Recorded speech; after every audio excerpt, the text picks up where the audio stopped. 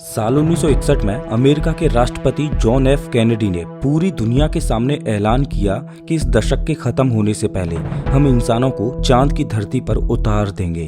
और हुआ भी वैसा ही। ये दशक खत्म होने से कुछ ही महीने पहले 20 जुलाई 1969 को अमेरिका ने इंसानों को चांद की धरती पर उतार दिया। दोस्तों, ये उस दौर की बात है जब कंप्यूटर इतने एडवांस नहीं थे, उस समय की टेक्नोलॉजी इतनी एडवांस नहीं थी, उस समय अंतरिक्ष के बारे में हमारी जानकारी भी बहुत कम थी। लेकिन अमेरिका ने उस समय ये कारनामा कर दिखाया। अमेरिका चांद पर तो पहुंच गया, लेकिन अमेरिका के इस मून मिशन पर सवाल खड़े होने लगे। लोग ये बोलने लगे कि अमेरिका ने दुनिया से झूठ बोला है, अमेरिका चांद पर गया ही नहीं। लोगों का मानना था कि अमेरिका ने धरती पर ही स्टूडियो में मून लैंडिंग को फिल्माया है। अगर हम आज के दौर की बात करें तो आज टेक्नोलॉजी बहुत ज्यादा एडवांस हो चुकी है। बावजूद इसके चांद पर इंसानों को उतारना तो बहुत दूर की बात, चंद्रमा पर एक रोवर उतारने में ही बड़ी बड़ी स्पेस एजेंसियों की हालत खराब हो जाती है। तो भला अमेरिका ने 1960 के दशक में इंसानों को चांद पर कैसे भेज दिया? क्या वास्तव में अमेरिका दुनिया से कुछ छुपा रहा है?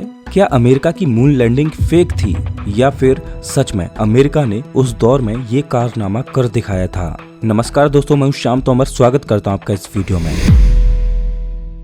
चांद पर जाना आज भी एक सपना होता अगर 4 अक्टूबर 1957 को वो धमाकेदार खबर दुनिया में तहलका नहीं मचाती। दरअसल वर्ल्ड वॉर 2 के बाद अमेरिका और सोवियत यूनियन में कोल्ड वॉर शुरू हो चुका था, तो दोनों ही देश एक ऐसी टेक्नोलॉजी बनाना चाहते थे कि वो अपने ही देश में बैठे बैठे हजारों किलोमीटर दूर मौजूद अपने दुश्मन देश पर हमला कर सकें। इसके लिए दोनों ही देश एक ऐसी बैलिस्टिक मिसाइल बनाने में जुट गए जो अंतरिक्ष में उड़ान भर के दुश्मन देश पर बॉम्ब गिरा सके। और यहाँ से दोनों ही देशों के बीच एक स्पेस रेस की शुरुआत हो जाती है। लेकिन सवाल ये था कि इस स्पेस रेस की जंग में कौन सा देश बाजी मारेगा।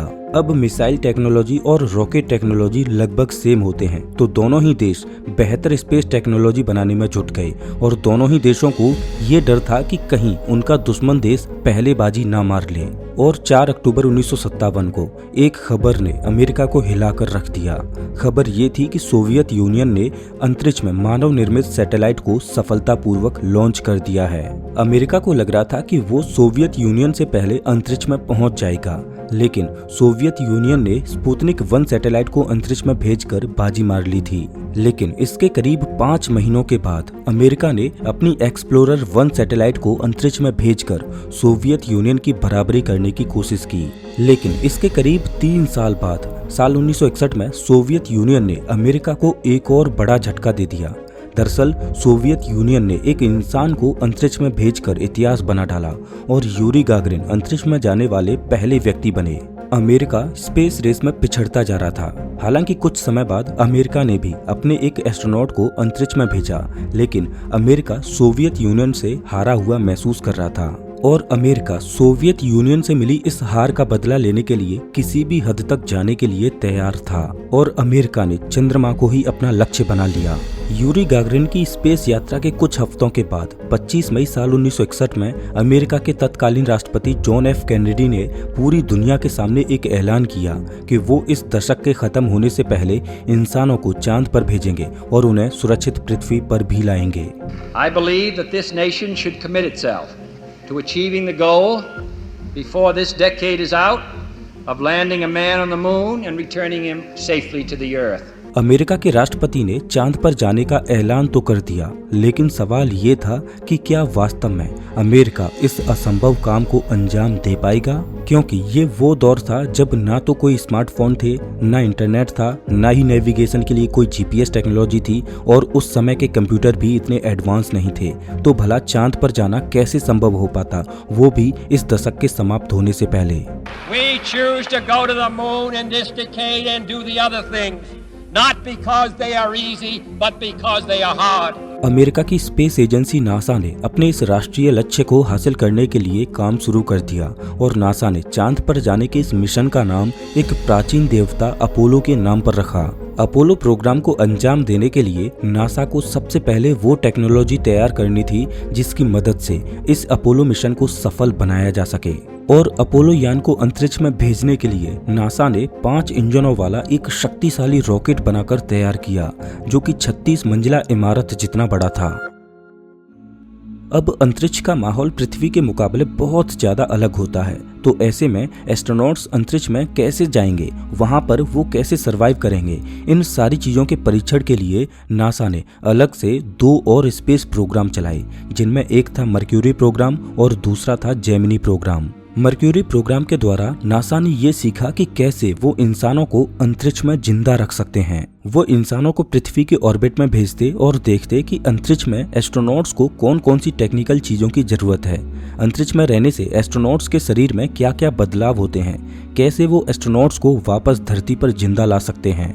नासा ने मर्क्यूरी प्रोग्राम में महारत हासिल कर ली थी। उसके बाद जेमिनी प्रोग्राम को शुरू किया गया, जो कि मर्क्यूरी प्रोग्राम से थोड़ा सा एडवांस था। जेमिनी प्रोग्राम में नासा अब पृथ्वी के ऑर्बिट में एक साथ 2 एस्ट्रोनॉट्स को भेजने लगा। इस मिशन के दौरान एस्ट्रोनॉट्स ने अब 2 हफ्तों से भी ज्यादा समय के लिए अंतरिक्ष में रहना सीखा, पृथ्वी के ऑर्बिट में डॉकिंग और अनडॉकिंग को सीखा और चांद पर काम आने वाले कई उपकरणों को टेस्ट किया। जेमिनी प्रोग्राम वास्तव में अपोलो प्रोग्राम की सबसे जरूरी कड़ी थी और सबसे मुश्किल भी। नासा ने एक साथ 2 रॉकेट्स को लॉन्च किया और दोनों ही रॉकेट्स में 2-2 एस्ट्रोनॉट्स बैठे थे। ये दोनों स्पेसक्राफ्ट एक साथ पृथ्वी के ऑर्बिट में पहुंचे और वहां पर इन दोनों को एक साथ मिलकर डॉकिंग की प्रैक्टिस करनी थी। ये दोनों स्पेसक्राफ्ट पृथ्वी के ऑर्बिट में हजारों किलोमीटर प्रति घंटे की रफ्तार से घूम रहे थे और इतनी रफ्तार के साथ इन दोनों को एक दूसरे को ढूंढकर डॉक करना था, जिसमें गलती की कोई भी गुंजाइश नहीं थी। छोटी सी भी गलती नासा के चांद पर जाने के सपने पर पानी फेर सकती थी। आप सोचकर देखिए कि ये कोई साइंस फिक्शनल मूवी नहीं थी जिसमें कंप्यूटर ग्राफिक्स की मदद से डॉकिंग की प्रक्रिया को परफॉर्म किया जाए। जरा सी भी चूक होती तो ये दोनों स्पेसक्राफ्ट आपस में भिड़कर तहस नहस हो जाते। लेकिन सारी चुनौतियों को पार करते हुए नासा ने अंतरिक्ष में ये कारनामा कर दिखाया, जिससे चांद पर जाने के लिए नासा का आत्मविश्वास और ज्यादा बढ़ गया और अब वो चांद पर जाने के लिए अपने इस खास सफर के लिए बिल्कुल तैयार हो चुके थे। लेकिन मंजिल अभी बहुत दूर थी। सच कहूं तो चांद पर जाने के लिए असली परीक्षा की घड़ी तो अब शुरू हुई थी। साल 1967 में नासा को चांद पर जाने के लिए तैयारियां करते हुए 6 साल गुजर चुके थे। नासा ने स्पेस में उड़ने की वो सारी तकनीकें सीख ली थीं जो इंसान को चांद पर भेजने और उसे सुरक्षित वापस लाने के लिए जरूरी थीं। चांद पर जाने के लिए नासा ने 3 एस्ट्रोनॉट्स को चुना, लेकिन सीधे चांद पर जाने से पहले उन एस्ट्रोनॉट्स को कुछ प्रैक्टिस और रिहर्सल करनी थी, जिसके लिए नासा ने एक लॉन्च सिमुलेटर बनाया जो कि अंतरिक्ष में जाने वाले स्पेसक्राफ्ट की नकल थी। 27 जनवरी 1967 को ये तीनों एस्ट्रोनॉट्स उस लॉन्च सिमुलेटर में बैठकर रिहर्सल कर रहे थे। जिस स्पेसक्राफ्ट कैप्सूल में ये तीनों एस्ट्रोनॉट्स बैठे थे उसमें अचानक आग लग जाती है। दुर्भाग्य से इस कैप्सूल को इस तरह से डिजाइन किया गया था कि इसके दरवाजे को केवल बाहर से ही खोला जा सकता था। एस्ट्रोनॉट्स अंदर से चिल्ला रहे थे कि केबिन में आग लगी है और वो जल रहे हैं। एस्ट्रोनॉट्स ने कैप्सूल के दरवाजे को अंदर से खोलने की कोशिश की, लेकिन वो नाकामयाब रहे। जब तक बाहर से कैप्सूल का दरवाजा खोलकर उन एस्ट्रोनॉट्स को बचाने की कोशिश की गई, तब तक बहुत देर हो चुकी थी। सब कुछ इतनी तेजी से हुआ कि दरवाजा खुलने से पहले ही तीनों एस्ट्रोनॉट्स जलकर राख बन गए। ये दुर्घटना नासा के लिए सबसे बड़ी फेलियर साबित हुई। नासा के अपोलो प्रोग्राम पर अब सवाल खड़े होने लगे। अभी तो चांद पर जाने के लिए रॉकेट लॉन्च भी नहीं हुआ था कि नासा को इतनी बड़ी शिकस्त का सामना करना पड़ गया। वैसे तो ये एक साधारण सा टेस्ट था और अपोलो के मिशन कुछ समय बाद लॉन्च होने थे, लेकिन नासा ने इन एस्ट्रोनॉट्स के सम्मान में इस रिहर्सल टेस्ट को अपोलो 1 का नाम दे दिया। और उसके बाद नासा ने स्पेसक्राफ्ट की डिजाइन में बदलाव किए और उन खामियों को ढूंढा जो दुर्घटना का कारण बनी, और पिछली गलतियों से सीख लेते हुए फिर से चांद पर जाने के लिए तैयारियां शुरू कर दी। इसके बाद अपोलो 2 और अपोलो 3 में भी ग्राउंड पर रहकर ही टेस्टिंग की गई। इसके बाद अपोलो 4, अपोलो 5 और अपोलो 6 ये तीनों स्पेस फ्लाइट्स बिना इंसानों के अंतरिक्ष में गईं। अब नासा फूंक फूंक कर कदम रख रहा था और नासा ऐसा कोई भी काम नहीं करना चाह रहा था जिससे अपोलो प्रोग्राम पर कोई संकट आए। नासा अभी बिना क्रू के अंतरिक्ष में मिशन भेज रहा था ताकि वो अपने एस्ट्रोनॉट्स की सुरक्षा को सुनिश्चित कर पाए। इसके बाद नासा ने अपोलो 7 को लॉन्च किया और ये अपोलो प्रोग्राम की पहली क्रूड फ्लाइट थी। अपोलो 7 में 3 एस्ट्रोनॉट्स अंतरिक्ष में गए जिन्होंने पृथ्वी के 163 चक्कर लगाए और वहां पर कुछ जरूरी परीक्षण किए। नासा तेजी से आगे बढ़ रहा था और उनके पास चांद पर पहुंचने के लिए ज्यादा समय नहीं बचा था। अमेरिका अब सोवियत यूनियन से एक और शिकस्त नहीं झेलना चाहता था। इसके बाद बारी आती है अपोलो 8 की। पहले तो नासा का ये प्लान था कि वो फिर से 3 एस्ट्रोनॉट्स को अपोलो 7 की तरह ही पृथ्वी के ऑर्बिट में भेजेंगे, लेकिन जब नासा को आभास हुआ कि वो समय सीमा की वजह से कहीं अपोलो प्रोग्राम में पीछे ना रह जाएं, तो नासा ने लास्ट समय में अपोलो 8 के प्लान में बदलाव किए। और अब प्लान ये था कि अपोलो 8 धरती से उड़ान भरते हुए चांद पर जाएगा और चांद की परिक्रमा करके वापस आएगा। दिसंबर 1968 में नासा ने अपोलो 8 को लॉन्च किया, जिसमें 3 एस्ट्रोनॉट्स पहली बार धरती की कक्षा को छोड़कर अंतरिक्ष के एक लंबे सफर पर निकले। करीब 3 दिनों के बाद ये एस्ट्रोनॉट्स चांद के ऑर्बिट में प्रवेश कर गए और इन्होंने चांद के ऑर्बिट में घूमते हुए चंद्रमा के 10 चक्कर लगाए। अपोलो 8 ऐसा पहला स्पेसक्राफ्ट बना जिसमें कोई इंसान पहली बार चांद के इतना करीब पहुंचा और चांद की परिक्रमा की। पहली बार इंसान ने चांद को इतने करीब से देखा और पृथ्वी को इतनी दूर से देखा। जब ये अपोलो 8 स्पेसक्राफ्ट चांद की परिक्रमा करते हुए चांद के पीछे से निकला तो अपोलो 8 के क्रू ने पृथ्वी का वो नजारा देखा जो आज तक किसी भी इंसान ने नहीं देखा था। चांद से पृथ्वी ऐसी दिखाई दे रही थी जैसे मानो अंतरिक्ष में किसी ने एक बड़ा ब्लू मार्बल रख दिया हो।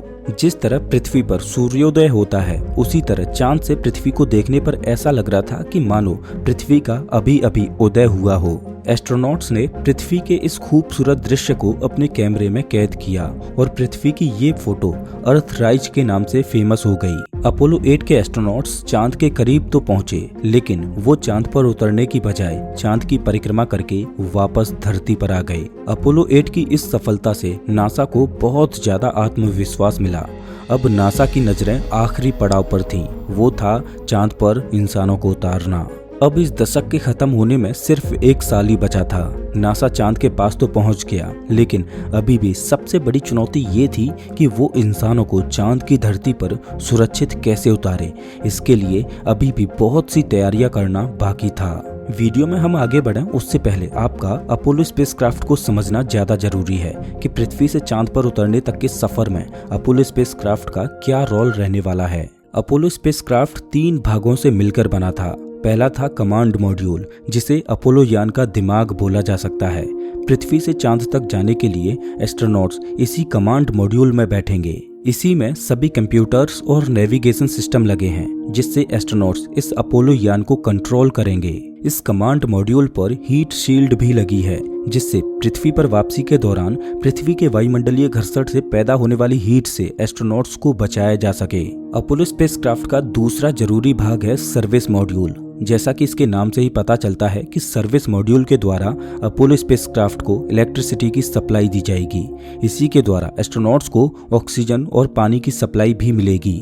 सर्विस मॉड्यूल में एक इंजन भी लगा है जो अपोलो स्पेसक्राफ्ट को पृथ्वी से चांद तक पहुंचाने और चांद से वापस धरती पर लाने में मदद करेगा। और अपोलो स्पेसक्राफ्ट का तीसरा जरूरी भाग है लूनार मॉड्यूल।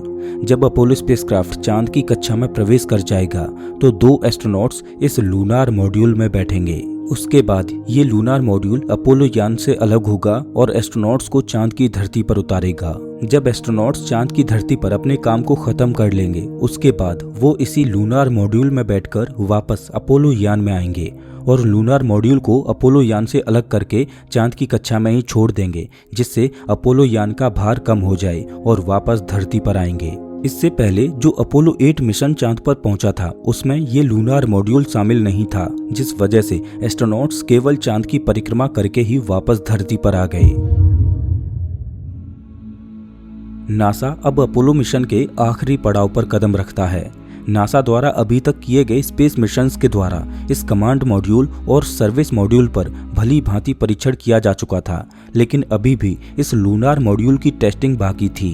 जब तक ये लूनार मॉड्यूल अपने टेस्ट में सफल नहीं हो जाता, तब तक नासा अपने एस्ट्रोनॉट्स को चांद की धरती पर उतारने में कोई रिस्क नहीं ले सकता। धरती पर तो लूनार मॉड्यूल पर काफी टेस्टिंग की जा चुकी थी, लेकिन अंतरिक्ष में लूनार मॉड्यूल किस तरह से काम करेगा ये देखना अभी बाकी था। इस वजह से नासा ने लूनार मॉड्यूल की टेस्टिंग पृथ्वी के ही ऑर्बिट में करने की सोची और इसके लिए नासा ने अपोलो 9 को लॉन्च किया। अपोलो 9 ऐसा पहला मिशन बना जिसमें फुल अपोलो स्पेसक्राफ्ट को लॉन्च किया गया, जिसमें अपोलो यान के ये तीनों ही जरूरी भाग शामिल थे। जब अपोलो 9 पृथ्वी के लो ऑर्बिट में पहुंच गया, तब लूनार मॉड्यूल पर डॉकिंग और अनडॉकिंग की प्रैक्टिस की गई और इस पर कुछ और भी परीक्षण किए गए, जिनमें लूनार मॉड्यूल अपनी कसौटी पर खरा उतरा। अब फाइनली नासा पूरी तरह से चांद पर उतरने के लिए तैयार था।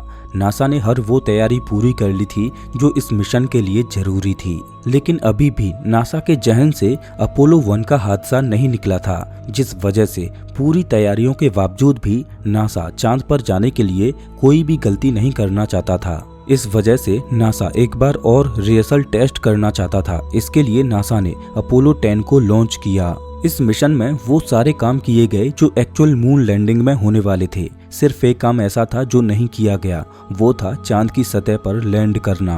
अपोलो 10 फ्लाइट में एस्ट्रोनॉट्स चांद की कक्षा में पहुंचे और 2 एस्ट्रोनॉट्स लूनार मॉड्यूल में बैठकर अपोलो यान से अलग हुए और 8 घंटों तक लूनार मॉड्यूल में बैठकर चांद की परिक्रमा की। ये एस्ट्रोनॉट्स चांद की सतह से महज 16 किलोमीटर दूर थे, लेकिन इन्होंने चांद की सतह को छुआ नहीं। इन्होंने बाकी जरूरी काम किए और वापस धरती पर लौट आए। नासा चाहता तो अपोलो 10 मिशन में ही एस्ट्रोनॉट्स को चांद की धरती पर उतार सकता था। सोचो उन एस्ट्रोनॉट्स को कैसा लगा होगा जिनके पास चांद की धरती पर उतरने के लिए पूरे संसाधन उपलब्ध थे, लेकिन फिर भी वो चांद पर अपना कदम नहीं रख सके, क्योंकि इतिहास में तो किसी और का ही नाम दर्ज होना था। और अपोलो 10 मिशन के करीब 2 महीनों के बाद वो ऐतिहासिक दिन आया जिसकी प्रतीक्षा पूरी दुनिया पिछले 10 सालों से कर रही थी। नासा अपने राष्ट्रपति द्वारा किए गए वादे को पूरा करने की दहलीज पर खड़ा था। इस मिशन को लेकर पूरी दुनिया के लोग उत्साहित थे। हर कोई इस इतिहास को अपनी आंखों से बनता हुआ देखना चाहता था। जो स्पेस रेस 2 देशों के बीच हुई राइवलरी की वजह से शुरू हुई थी, वो अब एक नए मुकाम पर पहुंच चुकी थी। पूरी दुनिया के लोग अमेरिका के इस अपोलो मिशन की सफलता के लिए प्रार्थना कर रहे थे, क्योंकि अब ये अमेरिका और सोवियत यूनियन के हार जीत का फैसला नहीं, बल्कि विज्ञान और मानव जाति की हार जीत का फैसला था। अंतरिक्ष में संपूर्ण मानव जाति एक बड़ी छलांग लगाने से सिर्फ एक कदम दूर थी। अपोलो 11 की इस फ्लाइट को चांद पर पहुंचाने के लिए नासा का भारी भरकम और शक्तिशाली रॉकेट सैटर्न वी उड़ान के लिए तैयार खड़ा था। लोगों में इस मिशन को लेकर इतना क्रेज था कि अपोलो 11 के लॉन्च को देखने के लिए लाखों लोगों की भीड़ उमड़ पड़ी। हर टीवी चैनल की नजरें इस मिशन पर टिकी थीं और करोड़ों लोग टीवी पर टकटकी बांधे इस ऐतिहासिक दृश्य को अपनी आंखों में कैद करना चाहते थे। लेकिन एक व्यक्ति ऐसे थे जिन्होंने इस दशक के खत्म होने से पहले इंसानों को चांद पर भेजने का वादा किया था और एक सपना देखा था। वो अपने सपने को पूरा होते हुए देखने के लिए इस दुनिया में मौजूद नहीं थे, क्योंकि साल 1963 में अमेरिका के राष्ट्रपति जॉन एफ कैनेडी की हत्या कर दी जाती है, जिस वजह से वो ये दिन देखने के लिए जिंदा नहीं बचे। लेकिन उनके सम्मान में जिस जगह से अपोलो 11 लॉन्च किया जाना था, उस जगह का नाम केप कैनेडी रख दिया गया। और आज भी नासा के अधिकतर space missions Kennedy space centre से ही लॉन्च किए जाते हैं। अपोलो 11 का काउंटडाउन शुरू हो चुका था। 16 जुलाई 1969 को फ्लोरिडा के कैनेडी स्पेस सेंटर से सैटर्न वी रॉकेट के द्वारा सुबह के 9:32 पर अपोलो 11 मिशन को लॉन्च किया जाता है। सिर्फ 12 मिनट में इस रॉकेट ने अपोलो यान को पृथ्वी की कक्षा में भेज दिया और उड़ान के करीब 3.5 घंटे बाद command service module lunar module को लेकर चांद की ओर बढ़ता है। इस ऐतिहासिक मिशन में 3 एस्ट्रोनॉट्स को भेजा जाता है।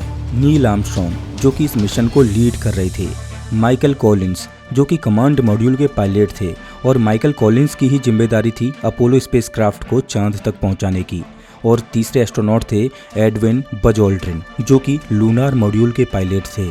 अपोलो 11 के इस मिशन में जो कमांड और सर्विस मॉड्यूल था उसको एक निकनेम दिया गया कोलंबिया, और लूनार मॉड्यूल को नाम दिया गया ईगल। 3 दिनों के बाद अपोलो 11 चंद्रमा के ऑर्बिट में प्रवेश करता है। नील आर्मस्ट्रॉन्ग और बज ऑल्ड्रिन ये दोनों एस्ट्रोनॉट कमांड मॉड्यूल से निकलकर लूनार मॉड्यूल यानी ईगल में बैठते हैं और माइकल कॉलिंस कमांड मॉड्यूल में ही रहते हैं। इसके बाद कोलंबिया से लूनार मॉड्यूल अलग होता है और लूनार मॉड्यूल चांद की धरती को छूने के लिए चलता है। रात के 8 बजे के करीब ईगल चांद की ओर बढ़ता है और 8:10 पर ईगल में एक अलार्म बजता है। नील आर्मस्ट्रॉन्ग और बज ऑल्ड्रिन को कुछ समझ नहीं आ रहा था कि ये क्या हो रहा है, तो वो धरती पर मौजूद मिशन कंट्रोल से पूछते हैं कि उन्हें क्या करना चाहिए। मिशन कंट्रोल इन एस्ट्रोनॉट से इस वार्निंग अलार्म पर ध्यान न देने को बोलता है। दरअसल चांद पर लैंड करने के लिए लूनार मॉड्यूल में ऑटोमेटिक लैंड करने के लिए प्रोग्राम डाला गया था, लेकिन लूनार मॉड्यूल का जो गाइडेंस सिस्टम था वो ओवरलोड होने लगा। इधर माइकल कॉलिंस अकेले कोलंबिया यान में बैठकर चांद के चक्कर लगा रहे थे और चांद पर उतर रहे ईगल का निरीक्षण कर रहे थे, ताकि ईगल को चांद की धरती पर उतरने में कोई दिक्कत ना हो। लूनार मॉड्यूल ऑटोमेटिकली लैंड कर रहा था कि तभी नील आर्मस्ट्रॉन्ग ने खिड़की से बाहर देखा तो उन्हें पता चला कि लूनार मॉड्यूल तो ऐसी जगह पर लैंड हो रहा है जहां पर बड़े बड़े गड्ढे और पत्थर मौजूद हैं। ऐसी जगह पर लैंड करने का मतलब था कि लूनार मॉड्यूल चांद की धरती पर लैंड करते ही क्रैश कर सकता है।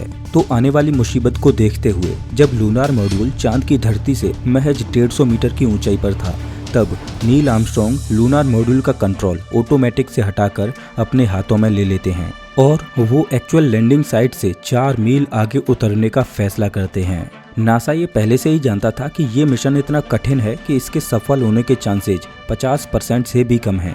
एक छोटी सी भी गलती इस मिशन को फेल कर सकती है। इस मिशन में एस्ट्रोनॉट्स के मरने की इतनी ज़्यादा संभावना थी कि अमेरिका के राष्ट्रपति रिचर्ड मिलहाउस निक्सन ने अपनी एक ऑल्टरनेट स्पीच तैयार कर रखी थी, जिसको कि इन एस्ट्रोनॉट्स की मौत के बाद राष्ट्रपति निक्सन को बोलना था। ईगल धीरे धीरे चांद की धरती की ओर बढ़ रहा था। तभी 8:16 पर बज ऑल्ड्रिन ने फ्यूल इंडिकेटर देखा तो सिर्फ 5% ही फ्यूल बाकी था। 3.5 down, 9 forward, 5%. Already 5. क्या इतने कम फ्यूल में ईगल लैंड कर पाएगा या नहीं? क्या इस मिशन को रद्द कर दिया जाए? मिशन कंट्रोल ने फ्यूल को देखते हुए एक काउंटडाउन शुरू कर दिया। कंट्रोल रूम में सबकी श्वासें रुकी हुई थीं, दिल की धड़कनें तेज थीं, चारों ओर खामोशी का माहौल था। अगर ये काउंटडाउन खत्म होने से पहले ईगल लैंड नहीं किया तो इस मिशन को यहीं पर रद्द करके ईगल के मेन इंजन को चालू किया जाएगा, जो ईगल को कोलंबिया के पास ले जाएगा और ये एस्ट्रोनॉट्स धरती पर लौट आएंगे। काउंटडाउन अपने आखिरी मिनट में था और ईगल के डाउन इंजन में सिर्फ 25 सेकेंड्स का ही फ्यूल बचा था। तभी नील आर्मस्ट्रॉन्ग ने धरती पर एक रेडियो मैसेज भेजा। Tranquility Base here. The Eagle has landed. Roger, Tranquility. 8:17 पर ईगल सफलतापूर्वक चांद की धरती पर उतर चुका था और 20 जुलाई 1969 का ये दिन इतिहास के पन्नों में अपनी जगह बना लेता है। ईगल से ये संदेश मिलते ही कंट्रोल रूम में मानो खुशी की लहर आ गई हो। जब ईगल चांद की धरती पर लैंड हुआ तो ईगल के थ्रस्टर्स की वजह से चांद पर धूल उड़ने लगी। चांद पर कोई वायुमंडल नहीं है और उसकी ग्रेविटी भी कम है, तो इस धूल को शांत होने में करीब 6.5 घंटों का समय लगा। ये धूल लूनार मॉड्यूल के उपकरणों को खराब कर सकती थी। तो जब धूल शांत हो गई उसके बाद नील आर्मस्ट्रॉन्ग और बज ऑल्ड्रिन ने अपने अपने स्पेस सूट को पहना और लूनार मॉड्यूल की खिड़की को खोलकर नील आर्मस्ट्रॉन्ग धीरे धीरे सीढ़ी से नीचे उतरने लगे। इस ऐतिहासिक नज़ारे को लूनार मॉड्यूल में लगा कैमरा रिकॉर्ड कर रहा था। 21 जुलाई की रात 2:46 पर नील आर्मस्ट्रॉन्ग ने चांद की धरती पर अपना पहला कदम रखा और चांद पर उतरते ही उन्होंने कहा, इंसान के लिए ये एक छोटा सा कदम है, लेकिन इंसानियत के लिए ये एक बड़ी छलांग है।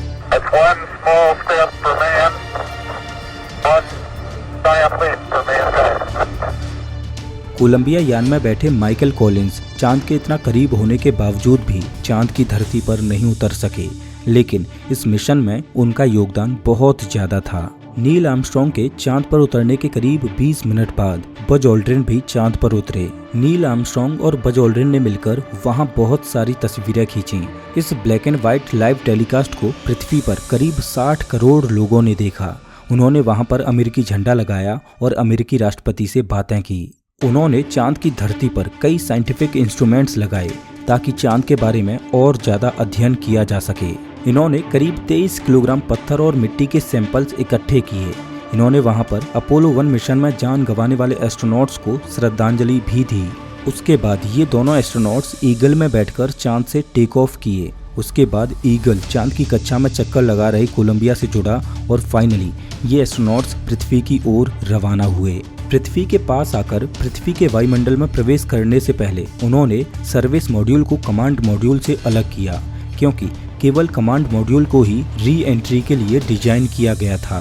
सर्विस मॉड्यूल में थ्रस्टर्स लगे थे, जिनका काम था कि जब सर्विस मॉड्यूल कमांड मॉड्यूल से अलग हो जाए तो ये थ्रस्टर्स सर्विस मॉड्यूल को कमांड मॉड्यूल से दूर ले जाएं, जिससे री एंट्री के समय जब सर्विस मॉड्यूल पृथ्वी के वायुमंडलीय घर्षण की वजह से टूटेगा तो सर्विस मॉड्यूल का मलबा कमांड मॉड्यूल से दूर बना रहे और कमांड मॉड्यूल क्षतिग्रस्त ना हो। लेकिन दुर्भाग्य से री एंट्री के समय जब सर्विस मॉड्यूल कमांड मॉड्यूल से अलग हुआ तो सर्विस मॉड्यूल के ये थ्रस्टर्स काम नहीं किए और सर्विस मॉड्यूल कमांड मॉड्यूल के साथ में ही पृथ्वी के एटमॉस्फेयर में एंट्री लेता है। कमांड मॉड्यूल में बैठे एस्ट्रोनॉट्स सर्विस मॉड्यूल को टूटता हुआ देख रहे थे, लेकिन ये एक चमत्कारी था कि सर्विस मॉड्यूल के टूटे हुए टुकड़े कमांड मॉड्यूल से नहीं टकराए।